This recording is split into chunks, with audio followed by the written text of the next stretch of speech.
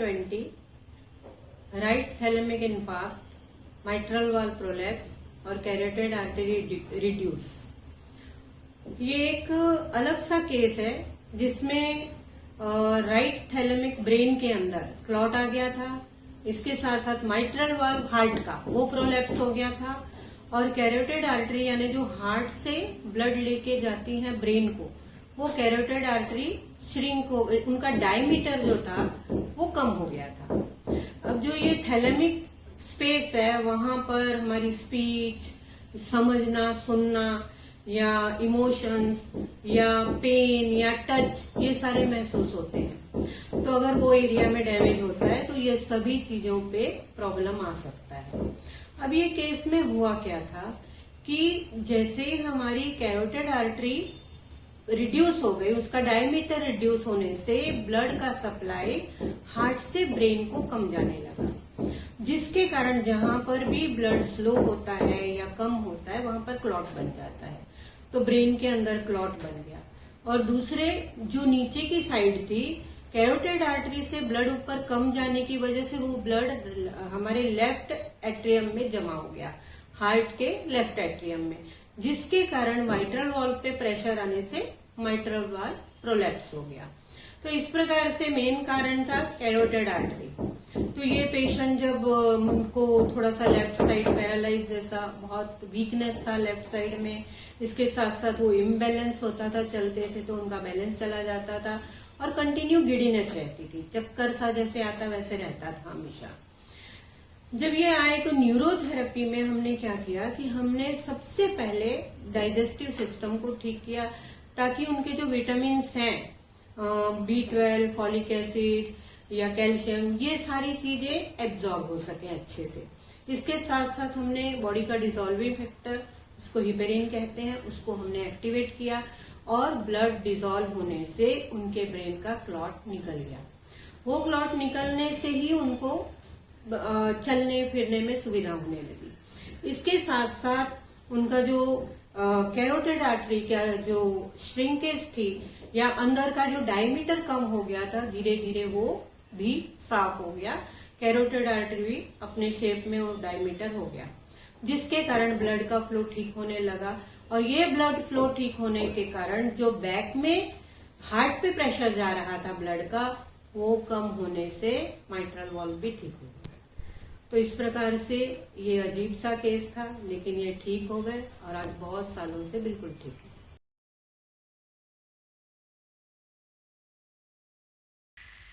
तो ये एक्टर हैं बहुत बड़े, मराठी लोग जानते हैं, महाराष्ट्र में सभी को इनके बारे में पता है। एक फिल्म आई थी श्वास, जो ऑस्कर के लिए गई थी और उन्होंने उसमें काम किया था, हमारी ट्रीटमेंट के बाद किया था।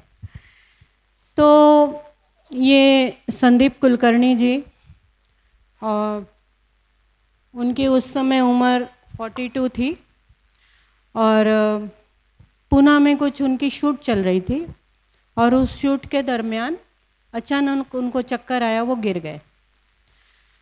गिरने के बाद थोड़ा सा घबराहट हुई, बॉम्बे आके सारे हॉस्पिटल वहाँ पर एडमिट हुए 1-2 दिन के लिए, फिर बॉम्बे आ गए क्योंकि रहते यहाँ थे। यहाँ सारे हॉस्पिटल में गए, सारे टेस्ट हुए। टेस्ट होने के बाद एक अजीब सी चीज़ें सामने आई। एक तो उनके ब्रेन में क्लॉट था, इन्फार्क्ट था राइट साइड, तो उनका थोड़ा सा लेफ्ट साइड पैरालाइज हुआ। उसके साथ साथ आप देखोगे वो सीटी में एंजियोग्राफी है, जरा दिखाना रिपोर्ट्स, सीटी एंजियोग्राफी है, उसकी कैरोटिड आर्टरी रिड्यूस हो गई थी। अब कैरोटिड आर्टरी यहाँ से जाती है, एक अंदर से एक बाहर से, 2-2 होती हैं, और वो कैरोटिड आर्टरी हार्ट से ब्लड लेके ब्रेन को जाती हैं। अगर वो रिड्यूस हो गई तो क्या होगा? हमारे हार्ट से ब्लड ब्रेन को पहुंच नहीं पाएगा, और वो ब्रेन से, हार्ट से ब्रेन को ना पहुंचने से हमें चक्कर आना, और ब्लड स्लो होता है ब्रेन में तो क्लॉट भी बनते हैं। जहाँ ब्लड स्लो हो जाएगा वहाँ क्लॉटिंग बन जाएगी, तो वहाँ ब्लड भी स्लो ब्रेन में हो गया तो उनके क्लॉट बन गया। और इस प्रकार से उनको वो हॉस्पिटलाइज हुए, वहाँ जो ट्रीटमेंट होनी थी हुई, पर कोई बेनिफिट नहीं हुआ। कई डॉक्टरों को, इतना बड़ा आदमी है तो कई डॉक्टरों को दिखाया, कई न्यूरोलॉजिस्ट को दिखाया, पर उनको कुछ आराम नहीं आया। और किसी ने, हमारे एक भलेराव जी थे मीन्स अब नहीं हैं, बहुत अच्छे थेरेपिस्ट थे पूना में, उन्होंने इनको 1-2 ट्रीटमेंट दी थी पूना में। फिर उन्होंने उनको फ़ोन किया और कहा कि आप सर हॉस्पिटल से निकलोगे तो दीदी के पास जाना। मेरा जुहू पे ही सेंटर था, तो वो फिर मेरे पास आए। तो मैंने उनका केस स्टडी किया। मेरे पास ऐसा केस आया नहीं था कभी, पर मैंने उसका स्टडी किया और मैंने कहा मैं 2 दिन के बाद आपको जवाब देती हूँ। जबकि भालेकर जी ने बोला था कि दीदी आप हेपरिन दे दो, मैंने कहा नहीं, मुझे देखना होगा क्या प्रॉब्लम हुआ है। तो 2 दिन बाद मैंने उनको कहा कि आप आइए, आपका ट्रीटमेंट हो जाएगा। वो कंटिन्यू आए। जो हमारे रेगुलर ट्रीटमेंट हैं वो लिखे हुए हैं कि उनका इन्फेक्शन जो कहीं हो सकता है, कैरोटिड आर्टरी में कभी इन्फेक्शन हो गया हो, इन्फ्लेमेशन आ गई हो, इसके लिए वो रिड्यूस हो, ये सब गेस करना होता है। हमारे पास कोई ऐसा रिड्यूस होने का कारण क्या ये नहीं पता है, लेकिन गैस करके हम बोल सकते कि ऐसा हुआ होगा।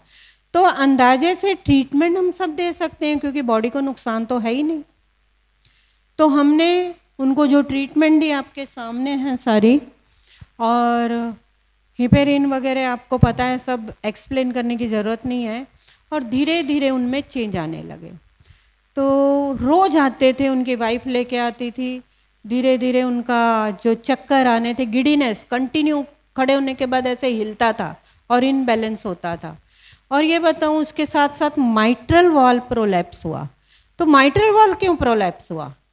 बिकॉज जब ब्रेन में ब्लड नहीं जा रहा है तो जो अच्छा ब्लड है वो आपके लेफ्ट साइड में आके जमा होगा, आपके लेफ्ट ऑरिकल में आएगा हार्ट के, और वहाँ से वो माइट्रल वॉल पे प्रेशर डालता है। इसीलिए माइट्रल वॉल पे प्रेशर पड़ते पड़ते वो प्रोलैप्स हो जाता है। ये चीज़ें बहुत ज़्यादा स्टडी के बाद समझती हैं, कहाँ ब्रेन से रिलेटेड चीज़ें हैं, कहाँ आर्टरी रिड्यूस है और कहाँ माइट्रल वॉल प्रोलैप्स है। तो इसका क्या संबंध है, ये माइट्रल वॉल प्रोलैप्स क्या क्यों हुआ, ये हमें पढ़ना पड़ेगा। तो चीज़ क्या ठीक करनी है, एक ही, कि उनके कैरोटिड आर्टरी हैं, उनको हमको ठीक करना है। तो मैंने वही सोचा और उसी पे फोकस किया। धीरे धीरे 3 महीने लगे। मेरा ये बहुत सालों का एक्सपीरियंस है 3 महीने का, कि 3 महीने लगते ही 3 महीने लगे। और चौथे महीने में उनका था कि मैं बिल्कुल ठीक हूँ दीदी, क्या मैं किसी शूट पे जा सकता हूँ? मैंने कहा सर शूट पे जाइएगा, लेकिन उसके पहले आप एक बार ना सारे टेस्ट करवा लो। वो उनको भी बहुत पसंद आया कि ये अच्छी बात है। मैं वो फिर से एडमिट हुए हॉस्पिटल में, सारे टेस्ट करवाए, और उनका जो लास्ट टेस्ट है ना मिकी, वो उनका MRI दिखाना लास्ट, तो इसमें उनका माइट्रल वॉल ठीक हो गया, उनके कैरोटिड आर्टरी जो रिड्यूस थी वो नॉर्मल हो गई, और उनका इन्फार्क्ट भी खत्म हो गया और वो बिल्कुल नॉर्मल हुए। उसके बाद भी वो बहुत टाइम तक आते थे। हमारे जो प्रोग्राम्स हुए उसमें भी वो कई बार स्टेज पे आए कि मैं बोलती थी सर आएंगे? नहीं नहीं ज़रूर दीदी ज़रूर आऊँगा। और गुरुजी को भी कई बार मिले, कई बार हमारे जो बॉम्बे में प्रोग्राम होते थे वो आते थे, बहुत इंटरेस्ट होता था। पर इन चीज़ों को बहुत साल हो गए, तो बीच में फिर कांटेक्ट उनका मेरे से मतलब ये हो गया, और फिर हमारे पेशेंट ठीक है तो फिर हमारा भी ध्यान नहीं रहता है। तो अभी मेरा उनसे कांटेक्ट नहीं हुआ, नंबर चेंज हो गया होगा। लेकिन वो जो जैसे मैं उनके देखती हूँ, फिल्मों में काम करते हैं। अभी मेरी बेटी का एक प्रोग्राम था कोई बहुत बड़ा, उसमें वो स्टेज पे थे, तो मेरी बेटी ने बोला मम्मी मैंने संदीप कुलकर्णी जी को देखा, उनको मिली, मुझे बहुत खुशी हो गई कि वो आज भी बिल्कुल ठीक हैं।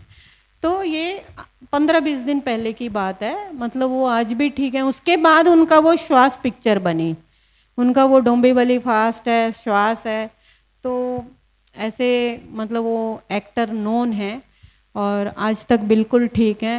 तो ये स्ट्रेंथ है हमारी न्यूरोथेरेपी की।